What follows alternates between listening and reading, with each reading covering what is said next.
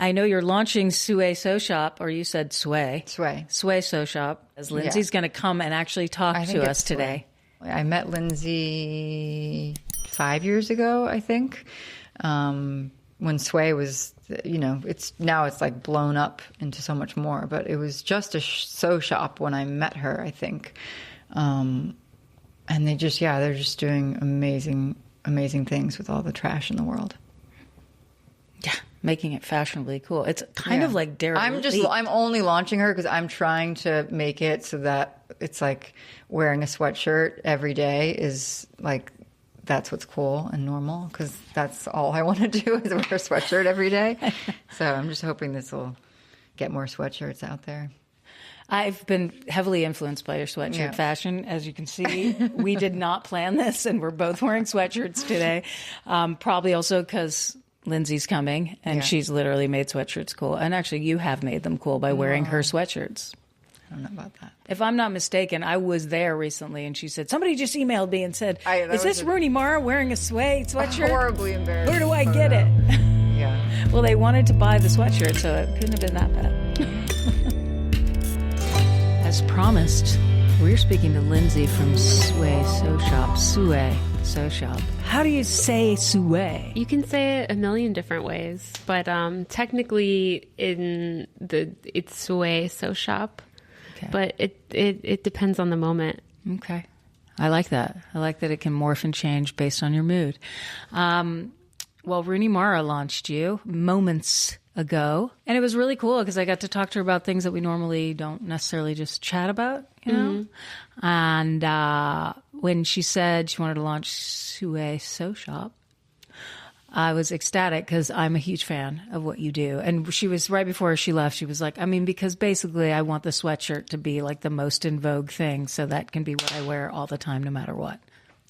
Yeah, it's so many things. That's like one of the hardest ways to really talk about Suay.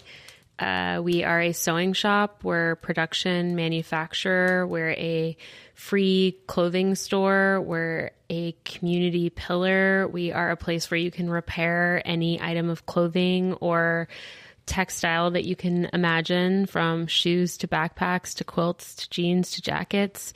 You can bring anything to get dyed, everything that's stained, old, dirty, you want to refresh. We have a community dye bath every month where the colors change. You can recycle your textiles there, like when you drop off stuff for the Goodwill, but you can drop it off to Suay and we'll turn it into totally usable product and give it an entire second life.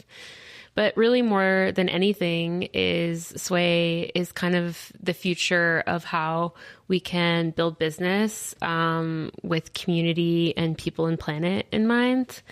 We're working on becoming worker-owned this year, which we're pretty excited about. Wow, that's so cool. What the hell made you just come to that? I know that you have a background in gardening and horticulture and food and preparing food, right? So yeah. What made you switch to what we wear instead of what we eat?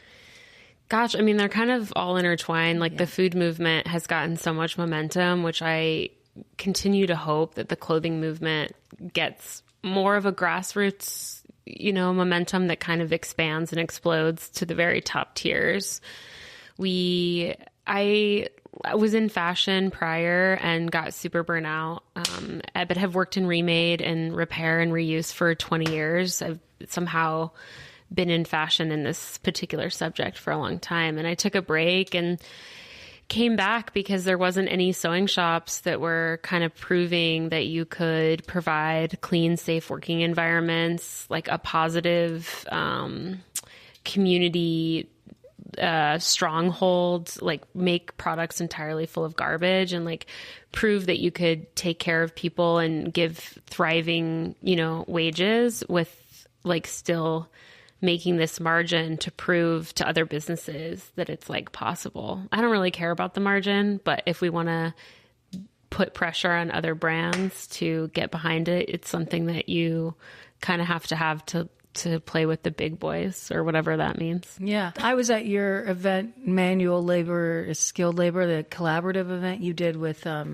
remind me the... NDLON, the National Day Laborers Network. Yeah. Yeah. So cool. Like, they're the just coolest. That alone, that you are bringing attention to manual labor in these. I mean, as we know, often sew shop, the more known term is sweatshop. Right. You know what I mean? Yeah, totally. So you're reimagining something that has obviously a lot of negative connotations in the last 10 years, but there was no alternative. You're creating the alternative. And that's so difficult when you're trying something new. I can relate how difficult it is for people to get on board or find any correlation with things they already like, because we're so stuck in like what is fed to us commercially that it takes a long time to just even turn the tide to understanding, much less making it a business. Because unfortunately, or maybe fortunately, but not crony capitalism. We live in a capitalist society. I'd love for crony capitalism to just explode. But but there, I understand that we're not going to suddenly not be a capitalist society per se. But the movements like yours that are saying, well, we can do it fairly though. Yeah. And we can include more people and underrepresented and help show that there is another way to still maintain a business and not harm people. And that's so awesome. I don't think there's levels to it, right? Like there's so much investment in social impact investing to try to invest in communities of color, lower economic communities to kind of create like wealth redistribution or close the wealth gap. But if you really think about how that scale works, like the people that are social impact investing and the things that they are investing in, like it continues to grow, but actually the gap never closes. Like there's still a disconnect. And so when people are hired for jobs, when we're hired for jobs, or, like we are hired on a cumulative skill, we're hired off a resume, right? So they're looking at all the skills that we've acquired over time and they're, assuming what we deserve to be paid based on that. But a manual labor is a skilled labor. That is a cumulative skill. That is skill, but over time that like is in their hands. But really how we're how we're paying people is how fast their hands can move in any given moment. And that has to die. Yeah. That is an old, stagnant, stale thought process that continues to keep the wage gap and the wealth gap very wide and far. And so this is just the beginning of really shaking things up and trying to get people on board that manual labor is skilled labor. This entire world is like functioning and our lives are thriving off manual skilled labor. But the margins and the ideas and the money and the things that we're making are skewed. Like that is a skewed margin of abusing humans and people, and then the planet right behind it. Yeah. It's wild to hear it articulated. It's like, yeah, duh, no brainer. Why wouldn't we stop doing that? But for some reason, all of our systems. And I don't know if it was just, if you think about it, like the Industrial Revolution wasn't that long ago. Like when we switched, and maybe we're just fledgling and ignorant to how much damage in the long run compounding that behavior would have, right? Like at the time, it was just like, oh, we can do this and we can hire, and maybe it was, but as soon as it's corruptible, which happened probably pretty quickly, where some people could get very wealthy and some people had to work super hard and barely make ends meet and stay in that lower income bracket.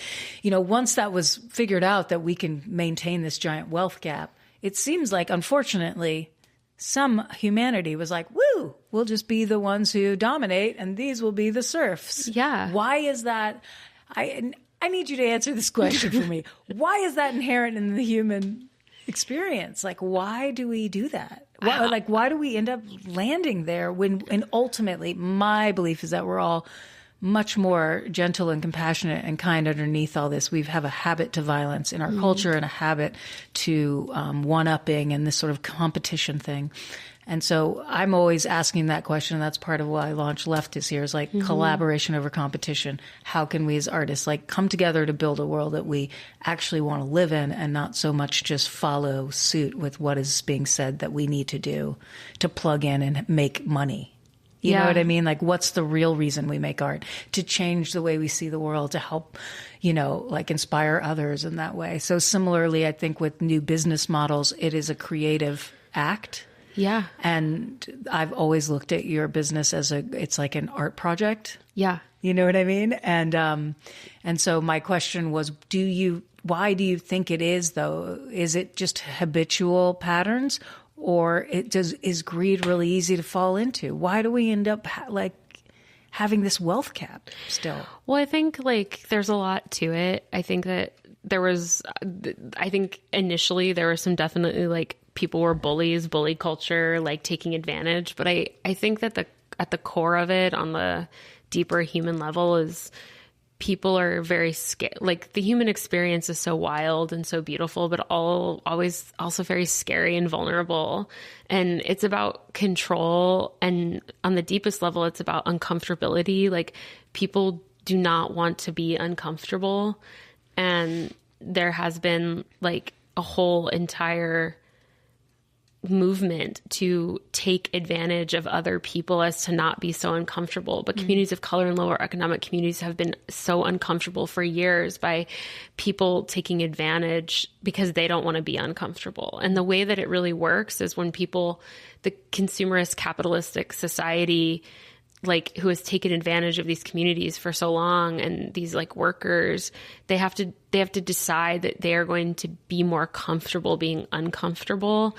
And the good news is that climate change is like here to like, they don't even get a choice anymore to some extent. Yeah. And they're trying to hold on and control this thing where the planet is just like so pissed off and like done with like the abuse itself. And, you know, if more businesses and more people and more artists and more just like humans in general can stand up and be like, I'm willing to be more uncomfortable. Like, this is bullshit. Like, I'm not willing to let people be taken advantage of anymore. And if I have to take less so they have more, even if for whatever reason, you know, the equation doesn't, like, it's the money is how, unfortunately, our whole society like thrives. And that's like another broken system that needs to be like, you know, taken down. But in the meantime, like money redistribution and value like redistribution like needs to be like an everyday act that isn't so radical anymore. And people need to get very comfortable being uncomfortable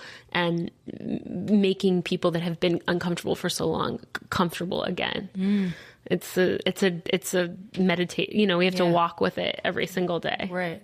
Yeah. Yeah. It's an informal practice. It's like an awareness of that and being willing to do that, which is imperceptibly probably difficult to so many who on face value would absolutely agree. But it's when the rubber meets the road that, you know, you really have to be so hypervigilant to what that means. Like what, like, for example, can you walk me through what a discomfort would be, you know, what's so uncomfortable to people? Well, I think like it's a twofold. If you think about it from like a higher business level, like Suay's been going through like a funding round to be able to become worker owned, and all these businesses and venture firms that say that they're into like wealth redistribution and supporting communities of color and bringing up laborers and, you know, like changing the script. When it comes down to the fact that they would have to flip their profits and like share like less than their 20% return, they're like, whoa. Like, we're into this. We're so into what you're doing. We're so behind you, but it's about the numbers. And so I've been hearing that over and over. And so I'm like, oh, you actually like, I don't have any money. The only reason why we have decided to create a business that makes millions and millions of dollars is in order to be able to redistribute it. But I don't even have any, and I'm willing to like sacrifice like and show up to be able to like try to flip the script, and you have tons and you're not willing to share. Yeah. So that's like on the biggest business level is people need to really actually like do what they say that they're going to do and like get behind this. And then on just like an individual level, it's like really doing your research. Like you could be buying some dress that's quote unquote made locally or like made in LA by people that are being paid a fair living wage. And you look at that brand and they don't actually have employees. They're like dropping stuff off downtown at a sewing shop and paying, you know, $50 to have that $300 dress cut and sewn. And they're not responsible for sick pay. They're not responsible for a safe working environment. They're not responsible for career advancement. None of that stuff is happening. And so we're being fed, we're working our jobs throughout the day. We're feeling the climate literally and figuratively like heating up. We go out on the weekends to use our dollar as our vote to make change, but we're not like making ourselves uncomfortable enough. And like, I want to go out to dinner with friends. I want to do this. Actually, I'm going to stay home and like do my research, check in, make sure that every place I'm putting my money towards is moving the planet and the world in the way that I dream to see it. And I really think it's about personal sacrifice of time and energy and money to make sure that we're flowing it in the directions that are providing this type of change that this planet, and humanity like so desperately needs. Yeah. And I think, to simplify things for people who are, that's still, like really intense. No, I liked it, but who still are just, they should go out with their friends and have their dinner and whatever. Yes. Is that more businesses like Suay should exist, that it's real easy. It's like, I know that's where I go if I want to get a gift that I know is not harm the planet, the people who made it. Yeah. I just go there. And when I need like a free, like I got an amazing pair of pants that I've worn the last 2 days. These are not them, but they were so dirty. I couldn't wear them again. The last time I visited, they were like those cool brown pants or whatever. I love them. And I've got that out of the free box. And I was there to witness a young mother just thank you and the staff for providing a free box for infant clothes and children's clothes because the baby keeps growing and she can't afford to just keep buying new sizes. And that really, I was like, oh my God, that was so special that I got to witness that. And she brought her kid and like picked him out there. It was just really sweet. So I'm so glad that Rooney launched you and Suay Sew Shop. And to me, I feel like the idea now is we need more businesses like this. We need more people willing to take the risk to kind of not only, take personal responsibility and feel that discomfort, but to, which is what you've done, build a business that helps others do that without a lot of effort. Because everybody wants things to be easy. I mean, we live in a very convenient, and we've been raised to value convenience and expediency, right? So you've made a business that like has beautiful things that anyone like can go Christmas shopping there, right? Or can go birthday shopping or can go Hanukkah shopping or whatever it is. There is no real limit to what you can do there. But the fact is, without you, that wouldn't be there. And that's so cool. Like, let's get more of these businesses that are willing to take the risk and kind of make it convenient to be inconvenienced. Well, and I think like I'm really hoping that a Suay tries to figure it out, because that's like the misconception. Also, Suay's out in the world and they're like, oh, Suay's killing it. And I'm like, we're actually not. We're like, month to month, we're like continuing to make it happen. But like, I think that more people need to get behind these businesses as they do exist, because people do say they want to support all these things, but when it comes down to it, they choose convenience, what's closer, like what's easier or whatever. And I think that's like also part of the uncomfortability that people have to get behind. The research part is super important. Yeah. Yeah. Well, yay, Rooney did her research. She's and look cool. where we are now. I know. It's awesome. Thank you so much for being on the show. Is there anything else you wanted to share about upcoming things? And yeah, like we're getting ready to like globally launch the Manual Labor is Skilled Labor campaign with the National Day Laborers Network, NDLAN, in January 2023. And so, look for it on a billboard near you. And there's cool sweatshirts and merch that are 100% remade post-consumer.